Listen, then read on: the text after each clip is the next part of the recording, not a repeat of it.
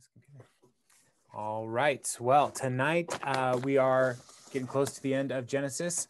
And so thank you guys for joining. And if you are jumping in later, watching on YouTube or however, then or listening, thank you for going down this road. We're wrapping up Genesis 42 through 46 today, and next week will be 47 through 50. And so this is another large chunk, but the last 20 chapters of Genesis really do have big stories that are hard to find breaking off points without breaking the narrative. And so last week we saw Joseph, and he was sold into slavery, and he was then serving in Potiphar's house and became the second in charge of Potiphar's house. And Potiphar's wife then tried to seduce him and then charged him with trying to rape her. And then she had him put in prison. And then Joseph became second in command of the prison. And then he interpreted some dreams, and the cupbearer of Pharaoh was restored. And then 2 years later, the cupbearer was hearing about Pharaoh's dreams and was like, oh, I know a guy who can interpret dreams. And so then Joseph was brought to Pharaoh and interpreted his dreams about a coming famine and how to prepare for it. And so Joseph was then elevated to second in control of all of Egypt as they were preparing for this famine. And so all of this is happening in Egypt, but the family of Joseph is still in the promised land in Canaan, and the famine is going to creep its way up there as well. And as we walk through this section of Genesis, we're going to see that what the brothers intended for evil, God meant for good. And it's interesting just to see how God can orchestrate the events of the world to protect his people, to lead them, to provide for them. And so this is really just one of the best sections of scripture to show how that really comes about, that God leads and orchestrates world events for his glory. And so one of the challenges, though, as I read stories like this is like, why does God allow these kinds of disasters to happen? And as we are thinking through Genesis again, all the way back in Genesis 3, when God was putting the curses on the man, the woman, and the serpent, one of the curses for the man in particular was that the ground would be cursed because of sin. And so even as we come here to see in Genesis 46, the ground is cursed. The famine is happening because the ground is cursed. And so that's just something to keep in mind. While God can orchestrate world events, there are still consequences for the brokenness and the sin of humanity. And so we're going to leave Egypt and jump into the promised land as we catch up with Joseph and his brothers. So let us jump into Genesis 42, verse 1. And I'm going to just read the whole chapter and then talk about it. So if you have your Bible, follow along, or you can just listen along with me. Genesis 42. When Jacob learned that there was grain in Egypt, he said to his sons, "Why do you just keep looking at each other?" He continued, "I have heard that there is grain in Egypt. Go down there and buy some for us so that we may live and not die." Then 10 of Joseph's brothers went down to buy grain from Egypt, but Jacob did not send Benjamin, Joseph's brother, with the others because he was afraid that harm might come to him. So Israel's sons were among those who went to buy grain, for there was famine in the land of Canaan also. So just quick, interesting notes. Story starts with Jacob as the name, but then here Israel's sons. So just interesting little shift happening. Now Joseph was the governor of the land, the person who sold grain to all its people. So when Joseph's brothers arrived, they bowed down to him with their faces to the ground. As soon as Joseph saw his brothers, he recognized them, but he pretended to be a stranger and spoke harshly to them. "Where do you come from?" he asked. From the land of Canaan, they replied, to buy food. Although Joseph recognized his brothers, they did not recognize him. Then he remembered his dreams about them and said to them, you are spies. You have come to see where our land is unprotected. No, my lord, they answered. Your servants have come to buy food. We are all the sons of one man. Your servants are honest men, not spies. No, he said, you have come to see where our land is unprotected. But they replied, your servants were 12 brothers, the son of one man, who lives in the land of Canaan. The youngest is now with our father, and one is no more. Joseph said to them, it is just as I told you. You are spies, and this is how you will be tested. As surely as Pharaoh lives, you will not leave this place unless your youngest brother comes here. Send one of your number to get your brother. The rest of you will be kept in prison, so that your words may be tested to see if you are telling the truth. If you are not, then surely as Pharaoh lives, you are spies. And he put them all in custody for 3 days. On the third day, Joseph said to them, do this and you will live, for I fear God. If you are honest men, let one of your brothers stay here in prison, while the rest of you go and take grain back for your starving households. But you must bring your youngest brother to me, so that your words may be verified and that you may not die. This they proceeded to do. They said to one another, surely we are being punished because of our brother. We saw how distressed he was when he pleaded with us for his life, but we would not listen. That's why this distress has come upon us. Reuben replied, didn't I tell you not to sin against the boy? But you wouldn't listen. Now we must give an accounting for his blood. They did not realize that Joseph could understand them, since he was using an interpreter. He turned away from them and began to weep, but then came back and spoke to them again. He had Simeon taken from them and bound before their eyes. Joseph gave orders to fill their bags with grain, to put each man's silver back in the sack, and to give them provisions for their journey. After this was done for them, they loaded their grain on their donkeys and left. At the place where they stopped for the night, one of them opened his sack to get feed for his donkey, and he saw his silver in the mouth of the sack. My silver has been returned, he said to his brothers. Here it is in my sack. Their hearts sank, and they turned to each other trembling and said, what is this that God has done to us? When they came to their father Jacob in the land of Canaan, they told him all that had happened to them. They said, the man who is Lord over the land spoke harshly to us and treated us as though we were spying on the land. But we said to him, we are honest men, we are not spies. We are the 12 brothers, sons of one father. One is no more, and the youngest is now with our father in Canaan. Then the man who's Lord over the land said to us, this is how I know whether you are honest men. Leave one of your brothers here with me. Take food for your starving households and go, but bring your youngest brother to me, so I will know that you are not spies, but honest men. Then I will give your brother back to you, and you can trade in the land. As they were emptying their sacks, there in each man's sack was his pouch of silver. When they and their father saw the money pouches, they were frightened. Their father Jacob said to them, you have deprived me of my children. Joseph is no more, and Simeon is no more, and now you want to take Benjamin. Everything is against me. Then Reuben said to his father, you may put both of my sons to death if I do not bring him back to you. Entrust him to my care, and I will bring him back. But Jacob said, my son will not go down there with you. His brother is dead, and he is the only one left. If harm comes to him on the journey you are taking, you will bring my gray head down to the grave in sorrow. So, as we are catching up with this family, they're in Canaan, the famine is happening, and Jacob is a man of action. He's like, why are you guys all just sitting around here? Go get the food. And he sends the 10 brothers on to Egypt. And one of the things that we have seen in the relationship between Joseph and his brothers is Joseph was the favorite of Jacob because he was the firstborn of Rachel, which was Rachel was his favored wife.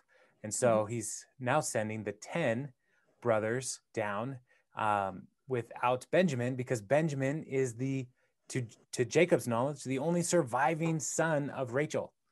And so this is an important little detail here is he's trying to protect Benjamin from any kind of danger. And so as they go, it's just some great little dramatic irony and comedy. If you take just zoom back a little bit, one of the things about comedy is misunderstanding. And here we have one character who knows what's going on and 10 characters who do not know what's going on. And as the audience, we are also in on what's happening. And so Joseph is, he's testing the brothers, but as a reader, like it's okay to read these kinds of stories and say, this is kind of funny, because Joseph knows that they're not spies. Joseph knows who they are, and he's pushing on them to see if they are going to tell the truth, to be men of honor. And so even as they tell the story about what happened, there's some little things like we're 12 brothers and one is no more. And, they know they sold Joseph into slavery. They know that they did not kill him. He could still be alive, but he is no more a part of their family. He is gone. And so they tell the story that way. And then they also talk about the youngest brother who is still at home. And, they're telling, everything they're telling is not a lie, but it's also not the full truth. And so Joseph, who, as a Egyptian official, he did not look like his brothers anymore. And last time they saw him, he was probably like 17. And from 17 to 34, which is probably a good guess for where his age might be at this point, he would probably look much different. And he would not have a beard, and he would probably have a shaved head. Everything about him compared to his brothers would be different. And then on top of that, he's speaking to them through an interpreter, so they don't know who he is. And he's very harsh with them. He calls them spies multiple times. And, the spies would come in as traders, as like buying and sell merchants. It was an often way that spies would come in to try to scope out the land, which is what Joseph is accusing them of. And so he is, trying to see and test and see what their deal is. And as we look at the story, like everybody's coming to Joseph. He's the most powerful person in Egypt that these brothers can get to. And he is, he's not playing around. And he's like, I want to see my brother. And so like his demands are, go get your brother and bring him to me. And they're like, we can't. Dad will not let us do that, because like this is his favorite son. And they know this somehow. Like, Benjamin, we don't think Benjamin got a fancy coat like Joseph had, but somehow the brothers knew that Benjamin was the favorite, that he was special and, more loved than they were. And so they know the rules, they know the family dynamics. And so, Joseph puts them all in prison and lets them sit there for 3 days to think about what they need to do.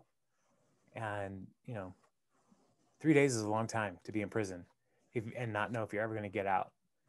And so on the third day, he says, all right, one of you can stay. The rest of you, go get your brother. And, they agree to these terms, essentially. Like, all right, we need the bread. We need the grain. Like, our family needs this. And so Simeon stays and is in prison. And as they leave, the trickster of tricksters here, he puts all the silver back in the bags. And so the brothers then panic. Like, we just stole on accident this grain and our money back. We took it. We took it all. And what are we going to do when we, like, Dad's not going to let us take our brother. That's a kind of a non-starter. And now we have all this silver and we can't go back and say, I guess we accidentally stole your silver. So they're kind of in a difficult situation. And even when they get back to to Jacob, he says, "You are killing me. You're taking my old gray head to the grave, sons." And so Jacob refuses to let them go back. Reuben is like, if anything happens to Benjamin, you can kill my kids. Like, that's Reuben's level of commitment. Like, if you lose your son, I will lose my sons. But it's still a no. And so Jacob takes authority over the whole situation, and it's like, I guess now I have two dead sons. Simeon is no more. Joseph is no more. So kind of a fatalistic moment here. So chapter 43. Now the famine was still severe in the land. So when they had eaten all the grain they had bought from Egypt, their father said to them, "Go back and buy us a little more food." But Judah said to him, "The man warned us solemnly. You will not see my face again unless your brother is with you. If you will send our brother along with us, we will go down and buy food for you. But if you will not send him, we will not go down, because the man said to us, you will not see my face again unless your brother is with you." Israel asked, "Why did you bring this trouble on me by telling the man you had another brother?" Why didn't you not lie to this guy? They replied, "The man questioned us closely about ourselves and our family. Is your father still living?" He asked us. "Do you have another brother?" We simply answered his questions. How are we to know he would say, "Bring your brother down here"? It does seem like an unusual request. Then Judah said to Israel, his father, "Send the boy along with me, and we will go at once, so that we and you and our children may live and not die. I bring myself this guarantee, his safety. You can hold me personally responsible for him. If I do not bring him back to you and set him here before you, I will bear the blame before you all my life. As it is, if we had not delayed, we could have gone and returned twice." Then their father Israel said to them, "If it must be, then do this, but put some of the best products of the land in your bags and take them down to the man as a gift, a little balm and a little honey, some spices and myrrh, some pistachio nuts and almonds. Take double the amount of silver with you, for you must return the silver that was put back into the mouths of your sacks. Perhaps it was a mistake. Take your brother also and go back to the man at once, and may God Almighty grant you mercy before the man, so that he will let your other brother and Benjamin come back with you. As for me, if I am bereaved, I am bereaved." So the men took the gifts, the double the amount of silver, and Benjamin also. They hurried down to Egypt and presented themselves to Joseph. When Joseph saw Benjamin with them, he said to the steward of his house, "Take these men to my house, slaughter an animal, and prepare a meal. They are to eat with me at noon." The man did as Joseph told him and took the men to Joseph's house. Now the men were frightened. When they were taken to his house, they thought, "We were brought here because of the silver that was put back into our sacks the first time. He wants to attack us and overpower us and seize us as slaves and take our donkeys." So they went up to Joseph's steward and spoke to him at the entrance of the house. "We beg your pardon, our lord," they said. "We came down here the first time to buy food, but at the place where we stopped for the night, we opened our sacks, and each of us found a silver, the exact weight, in the mouth of the sack. So we have brought it back with us. We have also brought additional silver with us to buy food. We don't know who put our silver in our sacks." "It's all right," he said. "Don't be afraid. Your God, the God of your father, has given you treasure in your sacks. I received your silver." Then he brought Simeon out to them. The steward took the men into Joseph's house, gave them water to wash their feet, and provided fodder for their donkeys. They prepared their gifts for Joseph's arrival at noon, because they had heard that they were to eat there. When Joseph came home, they presented to him the gifts they had brought into the house and bowed down before him to the ground. He asked them how they were, and then he said, "How is your aged father? And you told me about, is he still living?" They replied, "Your servant, our father, is still alive and well." They bowed down, prostrating themselves before him. As he looked about and saw his brother Benjamin, his own mother's son, he asked, "Is this your youngest brother, the one you told me about?" And he said, "God be gracious to you, my son." Deeply moved at the sight of his brother, Joseph hurried out and looked for a place to weep. He went into his private room and wept there. After he had washed his face, he came out and, controlling himself, said, "Serve the food." They served him by himself, the brothers by themselves, and the Egyptians who ate with them by themselves, because Egyptians could not eat with Hebrews, for that is detestable to Egyptians. The men had been seated before him in order of their ages, from firstborn to the youngest, and they looked at each other in astonishment.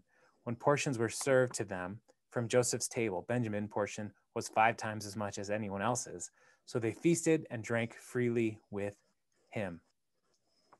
All right. So from being deathly afraid to go back to Egypt, now they are afraid of dying because there is no more food. And so Jacob finally relents. He says, yes, fine, take my son. But he doesn't just say go back and just, just buy food. He says also give these gifts. And so these gifts are like really expensive things that the famine would not have hindered from being able to produce. And so they go back with that. There's a difference, though, in Judah's response to the crisis that they have. Because remember, Reuben was like, if your son dies, then kill my sons. Judah's response is, if anything happens to Benjamin, I will be responsible. So there's a bit of a transformation happening here in Judah. If you remember last week, he was delaying the giving his last son to Tamar because his other 2 sons were killed because of their unfaithfulness. And so Tamar manipulated Judah into getting her pregnant. And so he sees the importance of inheritance and sons. And so there's a moment of transformation in his life experience that leads to this moment here where he's willing to take the responsibility for anything to happen to Benjamin. So like that story that is really weird and uncomfortable in Genesis 37, like it shapes the person of Judah and as the brother to bear responsibility for his family. And so so far he's the oldest that's still in good standing with Jacob, and he's here saying like, I will take responsibility for your son Benjamin. And so as they go back to Egypt, they have Benjamin, they have twice as much silver, they have these gifts to give to the leader of Pharaoh that they do not yet know is Joseph. And so they go and they're whisked into Joseph's house because there's going to be a feast, but they are thinking they're going to kill us. And so they immediately start working with the steward to say, look, we brought extra gold, like extra silver. We want to make sure that we are, in good relationship. And the steward is like, you're good. We have your silver. So a little bit of a lie there from the steward, but it's still one of those things where the steward is taking care of Joseph's brothers on Joseph's behalf. Joseph is not trying to, he's not going to do anything to them. And they're very confused, like on all that's going on. And Joseph has been in Egypt for at least 14 years. And here the brothers are, encountering him, and they introduce him to Benjamin, who he hasn't seen since Benjamin was real young. And so to see him grown into an adult and to be, another brother that like his closest relative out of all of these brothers, like he's overwhelmed. And like, I don't know if you've ever been away from your family for a long period of time, but like coming home after a couple months can be like just so emotional. But this has been years that Joseph has been alone, and he's been powerful, he's been important, but he hasn't had his family. And so this reunification of his family leads to huge emotional outburst as he leaves, and he's like ugly crying in his house, and like needs to wash his face. He's crying so much, and he comes back and he sets the table, and there's a clue in what's happening. There's 2 clues that are happening right now. The Egyptians, they're like, we don't eat with Jewish people, we don't eat with the Hebrews, and so they are like, you guys go eat over there. We're going to eat over here. Joseph is also eating by himself. So that's a clue. Like, why isn't he eating with them? But then also he's able to place them in birth order at the table. And so the brothers are just like, what is going on? This guy is really smart. He knows so much. And so they began to eat. And at the feast, Benjamin gets 5 times as much as everybody else because he's Joseph's favorite brother. And so he gets extra food. And so the party is going on and it's exciting. Things are happening. Let's jump into chapter 44. Now, Joseph gave these instructions to the steward of his house. Fill the men's sack with as much food as they can carry and put each man's silver in the mouth of the sack. Then put my cup, the silver one, in the mouth of the youngest one's sack, along with the silver for his grain. And he did as Joseph said. As morning dawned, the men were sent on their way with their donkeys. They had not gone far from the city when Joseph said to his steward, go after those men at once, and when you catch up with them, say to them, why have you repaid good with evil? Isn't this the cup my master drinks from and also uses for divination? This is a wicked thing you have done. When he caught up with them, he repeated these words to them, but they said to him, why does my Lord say such things? Far be it from your servants to do anything like that. We even brought back to you from the land of Canaan the silver we found inside the mouths of our sacks. So why would we steal silver or gold from your master's house? If any of your servants is found to have it, he will die, and the rest of us will become my Lord's slaves. Very well then, he said, let it be as you say. Whoever is found to have it will become my slave. The rest of you will be free from blame. Each of them quickly lowered his sack to the ground and opened it. Then the steward proceeded to search, beginning with the oldest and ending with the youngest. And the cup was found in Benjamin's sack. At this, they tore their clothes. Then they all loaded their donkeys and returned to the city. Joseph was still in the house when Judah and his brothers came in, and they threw themselves to the ground before him. Joseph said to them, what is this you have done? Don't you know that a man like me can find things out by divination? What can we say, my lord? Judah replied, what can we say? How can we prove our innocence? God has uncovered your servant's guilt. We are now my lord's slaves, we ourselves, and the one who was found to have the cup. But Joseph said, far be it from me to do such a thing. Only the man who was found to have the cup will become my slave. The rest of you go back to your father in peace. Then Judah went up and said, pardon your servant, my lord. Let me speak a word to my lord. Do not be angry with your servant, though you are equal to Pharaoh himself. My lord asked his servants, do you have a father or brother? And we answered, we have an aged father, and there is a young son born to him in his old age. His brother is dead, and he is the only brother of his mother's sons left. His father loves him. Then you said to your servants, bring him down here so I can see him for myself. And we said to my lord, the boy cannot leave unless leave his father. If he leaves him, his father will die. But you told your servants, unless your youngest brother comes down with you, you will not see my face again. When we went back to your servant, my father, we told him all that my lord has said. Then our father said, go back and buy a little more food. But we said, we cannot go down. Only our youngest brother is with us. We'll go. We cannot see the man's face unless our youngest brother is with us. Your servant, my father, said to us, you know that my wife bore me 2 sons. One of them went away from me, and I said, he has surely been torn to pieces, and I have not seen him since. If you take this one from me too, and harm comes to him, you will bring my gray head down to the grave in misery.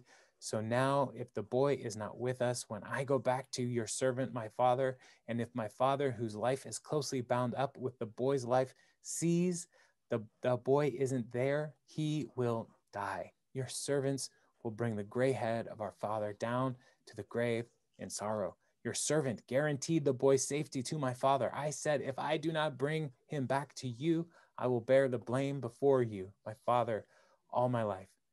Now then, please, let your servant remain here as my lord's slave in place of the boy, and let the boy return to his brothers. And return with his brothers. How can I go back to my father if the boy is not with me? No, do not let me see this misery that would come to my father.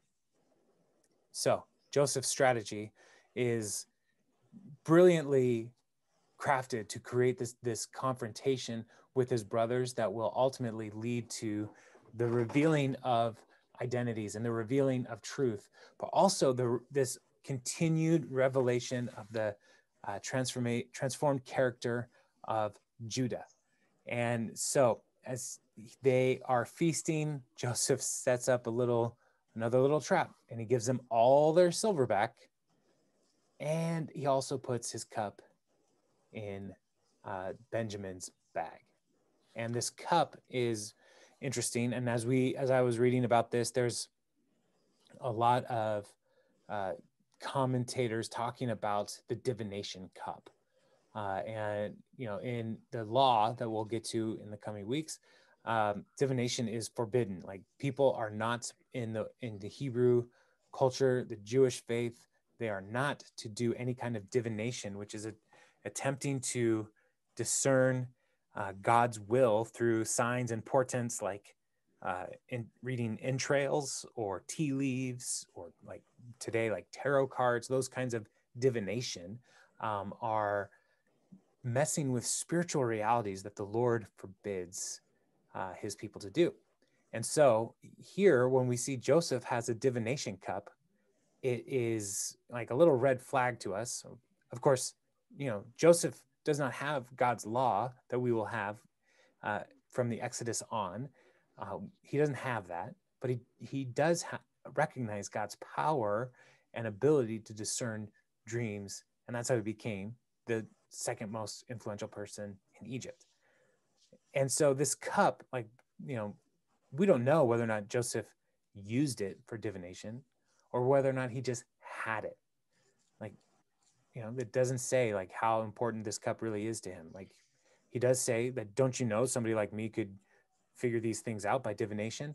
But he didn't have the cup when he said that. Like, the brothers had the cup. And so he's setting up this tension point where, like, maybe this could be the previous vizier's divination cup, but he's still setting a trap for the brothers. And part of it, like, he doesn't know how it's all going to shake out, but he says, like, I want this younger brother to be my slave now because he took my cup. And so here, Joseph is confronting all of the brothers who sold him into slavery and saying, now I want that one to be my slave. But what we see happen instead is Judah steps up again and says, I am responsible for him. And if anything were to happen, this would kill our dad. And Joseph, that's still his dad too. And so Judah is owning the responsibility for his brother, but also is recognizing that his responsibility to the family, like, he should be the one to take the punishment. He should be the one to go into slavery. And Judah, in the previous week, like, he wanted to spare Joseph, and like, he's like, don't kill him, let's just sell him into slavery, and then his ultimate goal was to just like go back and free him, but he got away. They sold him before Judah came back. So now Judah is saying, like, I am responsible, I'm owning this, take me as your slave instead. And so this confrontation keeps building and building and building. And in chapter 45, we see the payoff here. Chapter 45. Then Joseph could no longer control himself before all his attendants, and he cried out, have everyone leave my presence. So there was no one with Joseph when he made himself known to his brothers. And he wept so loudly that the Egyptians heard him, and Pharaoh's household heard about it. Joseph said to his brothers, I am Joseph. Is my father still living? But his brothers were not able to answer him because they were terrified at his presence. Then Joseph said to his brothers, come close to me. When they had done so, he said, I am your brother Joseph, the one you sold to Egypt. And now do not be distressed and do not be angry with yourselves for selling me here, because it was to save lives that God sent me ahead of you. For 2 years now, there has been famine in the land. And for the next 5 years, there will be no plowing and reaping. But God sent me ahead of you to preserve for you a remnant on earth and save your lives by a great deliverance. So then, it was not you who sent me here, but God. He made me father to Pharaoh, lord of his entire household and ruler of all Egypt. Now hurry back to my father and say to him, this is what your son Joseph says. God has made me lord of all Egypt. Come down to me. Don't delay. You shall live in the region of Goshen and be near me, you, your children and grandchildren, your flocks and herds, and all you have. I will provide for you there, because 5 years of famine are still to come. Otherwise, you and your household and all who belong to you will surely become destitute. You can see for yourself, and so can my brother Benjamin, that it is really I who am speaking to you. Tell my father about all the honor accorded me in Egypt and about everything you have seen, and bring my father down here quickly.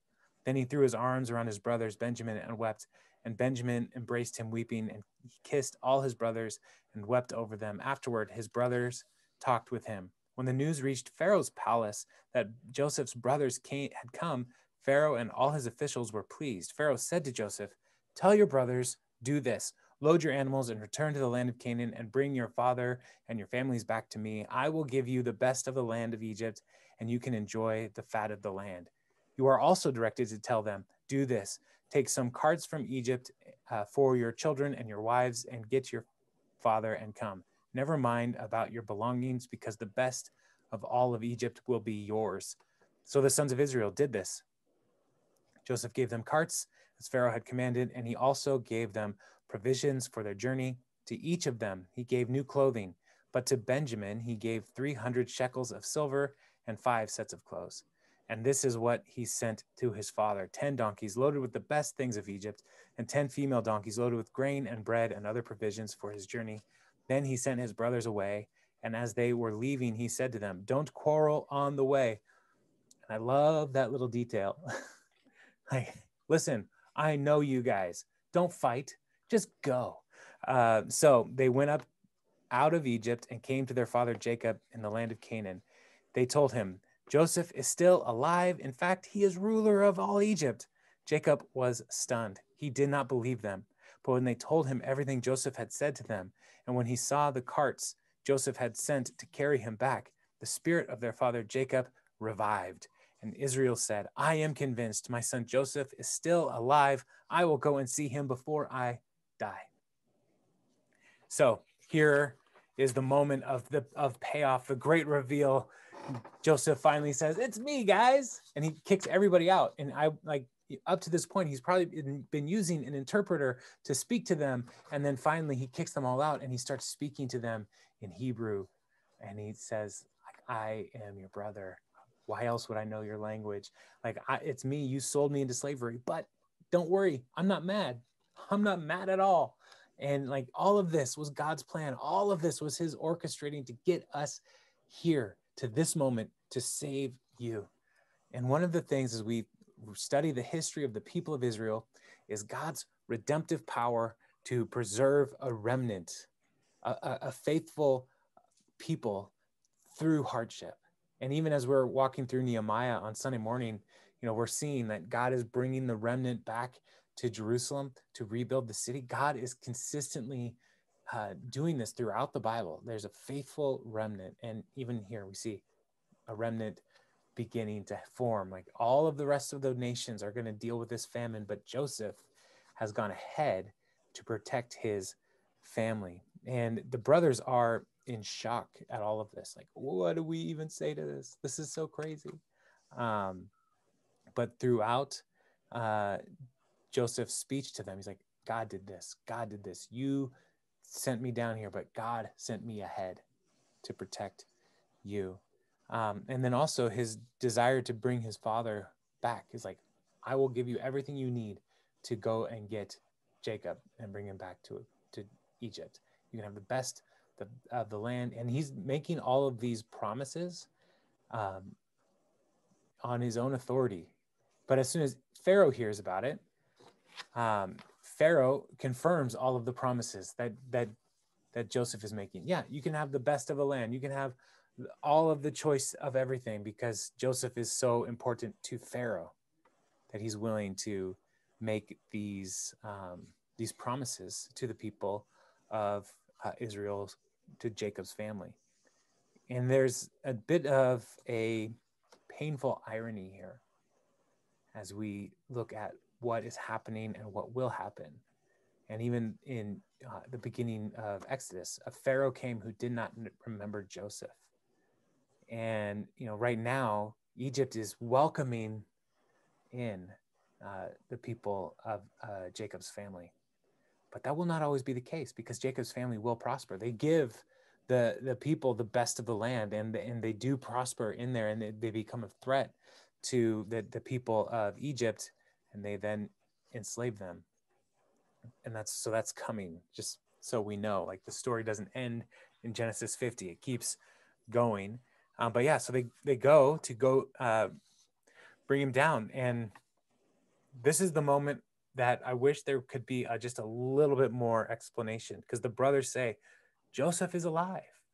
And if you remember, they didn't say last week, they didn't tell Jacob that Joseph was dead. They said they brought his coat to him and it was all bloody and tattered. And they said, is this your son's coat? And Jacob said, my son is dead. Yeah. And so the brothers did not actually tell him he was dead, but they knew he wasn't dead. And so here is the moment where they have to actually, there's a little bit of a confession here. It's like, we found out Joseph's alive. We all thought he was dead. You kind of assumed a little bit here, Jacob, but he's alive. And he's the second most powerful person in all of Egypt. And so Israel is convinced, and he hears this, and his spirit is revived, and he's excited to go and see his son, whom he loves, from his favored wife, Rachel. And so they get on the wagons and they start to head out. And so let's jump into chapter 46. We're going to have another genealogy here, and I'm going to skip the genealogy tonight, if that's all right. There is an interesting note in the genealogy, but I'm just going to jump over that. Verse 46. All right, 46, verse 1. So Israel sent out with all that was his, and when he reached Beersheba, he offered sacrifices to the God of his father Isaac. And God spoke to Israel in a vision at night and said, Jacob, Jacob, here I am. He replied, I am God, the God of your father. He said, do not be afraid to go down to Egypt, for I will make you into a great nation there. I will go down to Egypt with you, and I will surely bring you back again, and Joseph's own hand will close your eyes. Then Jacob left Beersheba, and Israel's sons took their father Jacob, their children, and their wives in the carts that Pharaoh had sent to transport him. So Jacob and all his offspring went to Egypt, taking with them their livestock, their possessions they had acquired in Canaan. Jacob brought him to Egypt, his sons and grandsons, and his daughters and granddaughters, all his offspring. And these are the names of the sons of Israel, Jacob and his descendants, who went to Egypt. And it goes on through verse 30 or 25. And one of the things to note in here is we get really close to 60 or 70 people, 26. All those who went to Egypt with Jacob, those who were his direct descendants, not counting his sons' wives, numbered 66 persons, with the two sons who had been born to Joseph in Egypt.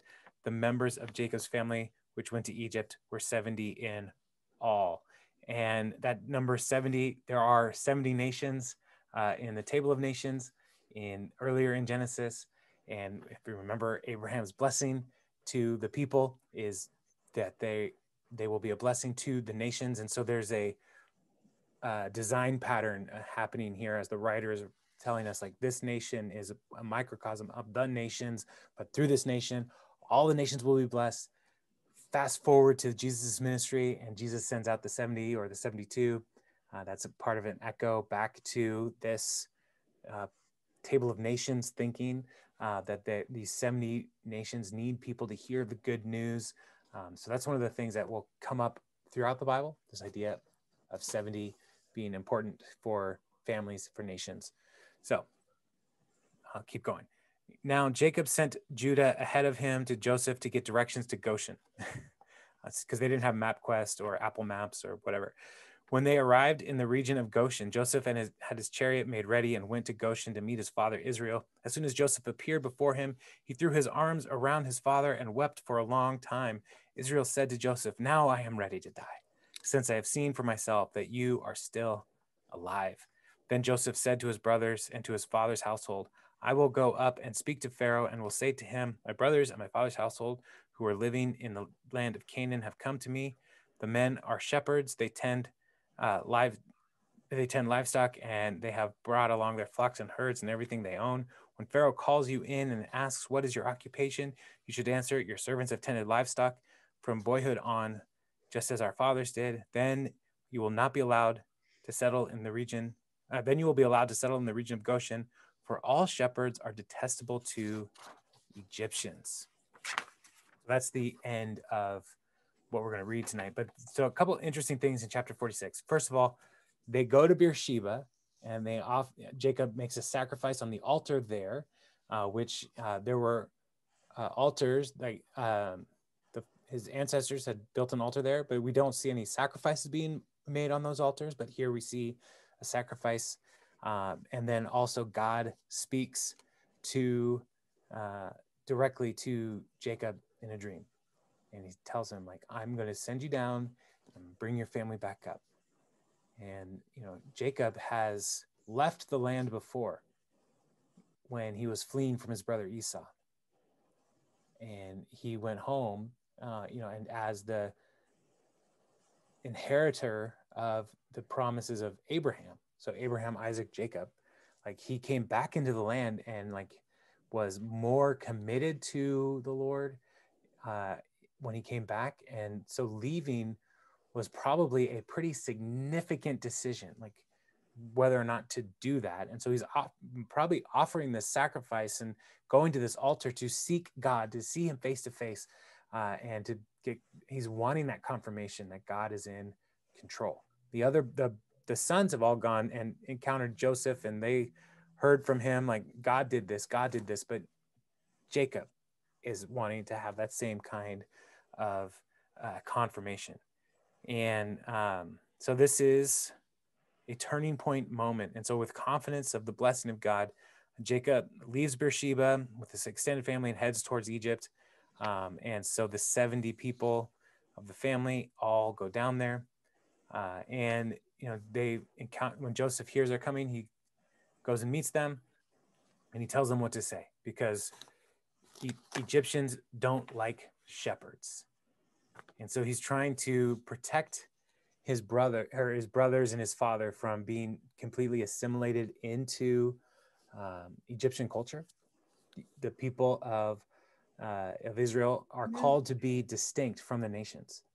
And so while Joseph has been assimilated, he does not want that for his family. And so he tells them like what to tell Pharaoh to help them stay separate.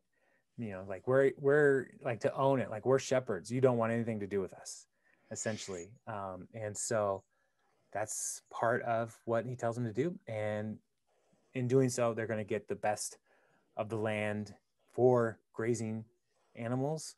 And so it's just kind of a little interesting compared to the people of Canaan, who wanted to assimilate the people of Jacob's family, right?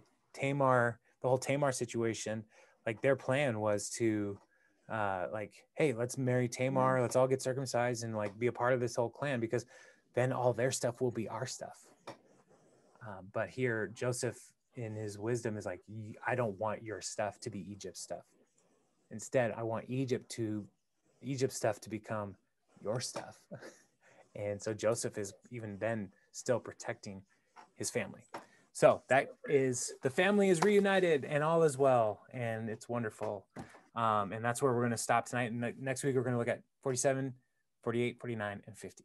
We will wrap up Genesis. So any questions for tonight's passage? We covered a lot of stuff again, but pretty pretty exciting, high drama family stuff going on. So, Normal. Questions?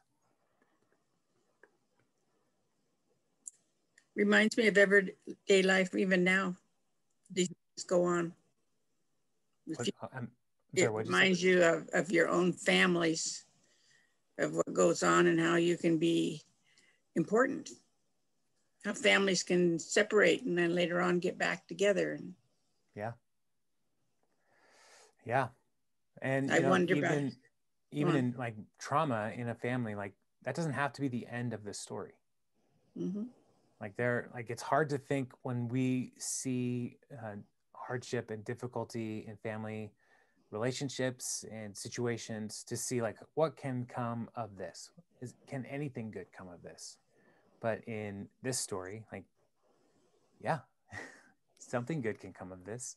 Doesn't mean it's going to be easy, but God can still do something. So results may vary. We don't know what God is going to do, but Joseph is an example of faithfulness in all of the difficulty that he went through. And you see God is preparing and protecting him and his family in all of that. So, yeah. So. It's just interesting watching something, something bad that had happened and God turned it for good. Mm-hmm. I mean, at first when you're reading that, I was like, wow, this is kind of like as the world turns kind of scenario. But then it turned out to be something really good. Yeah.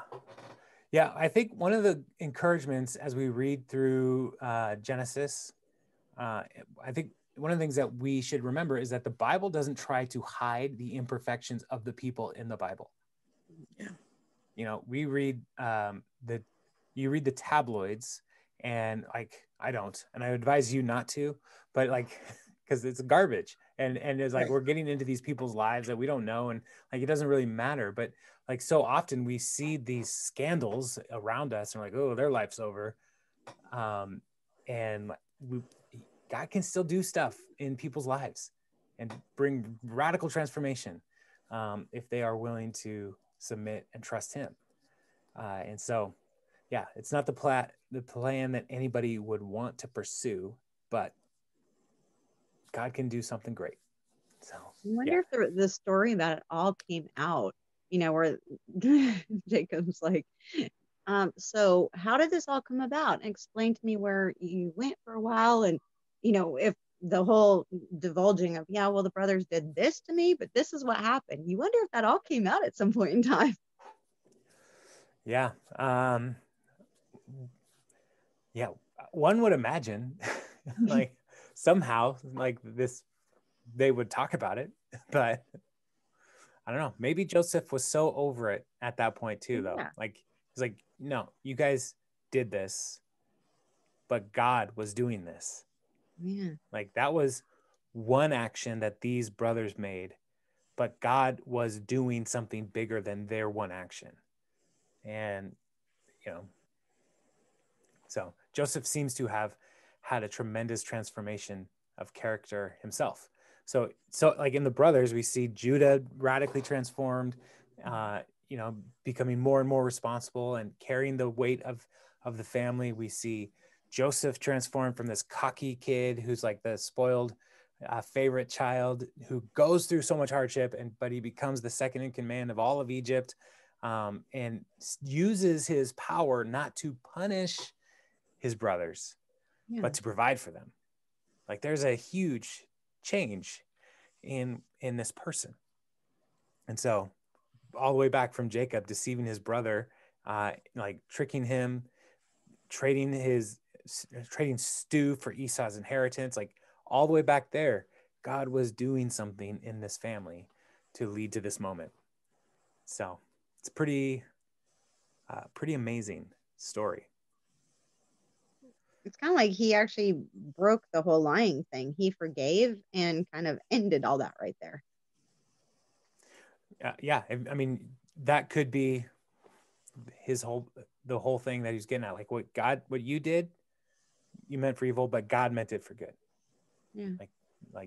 But sometimes we need to remove ourselves from the painful situation to reflect back and say, Oh, I see. Yeah. So, Cool. yeah. Chris, did you have a comment? It looked like you were unmuting or something. I did unmute Okay. in case something pops into my head. Okay. But I mean, I've been reading Genesis, studying Genesis. We're behind you now in BSF, so we're going slower through it. But it's kind of fun to go ahead and think about all the stuff that's happened. You know, you've read it before. I mean, most of us have read it before, right? Yeah. Mm-hmm. And as it's all happening and it's all good, and you're thinking, okay, for 400 years they're going to be in Egypt. 400 years. Yeah. Yeah. A lot can happen in 400 years. Right. Right. You know, even looking at our country, you know, we're 243 years old as a country. You know, the first settlers came to the first European settlers came to America about 400 years ago. Yeah. Yeah. You know, and so now, like, think about all that has happened in 400 years on this continent. Mm-hmm. You know, and the Bible is thinking about one family over that 400 years, and like how many dynasties changed in Egypt over that time. You know, as you know, one part of the Egyptian empire warred against another part, and like huge upsets and changes, and all the while there's this little group of Hebrew people up in Goshen that, you know, they're just plugging along doing their thing, and, you know, eventually the nation turns against them over that 400 years. But all of that is still part of God's plan, because one of the things that is interesting here is Joseph is a father to Pharaoh. And like he is in this like position of being like God to Pharaoh, who the people believed was divine himself. Like they thought Pharaoh was like the son of God. And here Joseph is father to Pharaoh, the most influential person in Pharaoh's life. And eventually God will show up again to confront Pharaoh and say, let my people go. It's going to be great. These first couple, the first 20 verses or chapters of Exodus are amazing. As we think back to like, how did they get there and how is God going to get them out of there? And even in this passage tonight, God's speaking to Jacob and saying, I will lead you out. You're not going to be in there forever. I will lead your family back into the land of the promise. And yeah, it's a fascinating book. It's not boring. It's not boring. Not at Right. all. Yeah. I tried to convince Megan, you need to do this. And she's like, oh, Genesis? That sounds boring. No, it's not boring. No, it's real exciting, really. Yeah. Maybe it's because we're older and we can relate it to our families and things like that. I don't think it's my boring. own self and my family and some of the rotten things they've done and the little vengeance that I could get back on them. And before I said, okay, it's all right now. Yeah. I mean, That's a little viciousness in me. You know, we have these great examples in scripture of transformation, Sandy. Yeah. But it's sure fun. Yeah. Well, again, none of the people in the Bible are perfect other than Jesus. And so when we read these stories of these people, you know, sometimes we have over sanitized them for Sunday school, and we need to get back to like, no, these people, they had issues because they have sin in their lives. Yeah. But God is still working through these sinful people. And so I love these stories because of the history of it. Like, I love history. And here are these stories that are like so big and so important. And like getting back to like, these are real people. Like, it's hard to like remember that sometimes as you just read through as fast as you can through these stories. Like, yeah. I know this. Dream Coat. Yeah. But it's like, no, these are real people. And when you get to the real people side of it, it becomes even more amazing to me that God uses any of these people. Yeah. He can use them. He can use us. So, yeah. Well, y'all, next week we'll finish Genesis, Okay. which is crazy, and then we'll jump Kind into of sad to Exodus. be finished with it. Yeah, it was. It's been fun, and you know, it's yeah. All of this is. We'll come back around in like 8 years. We'll start at Genesis again and work our way through. Probably not. So, all right. Well, I'll see you guys later. Have Yeah. a good night. You And too. you too.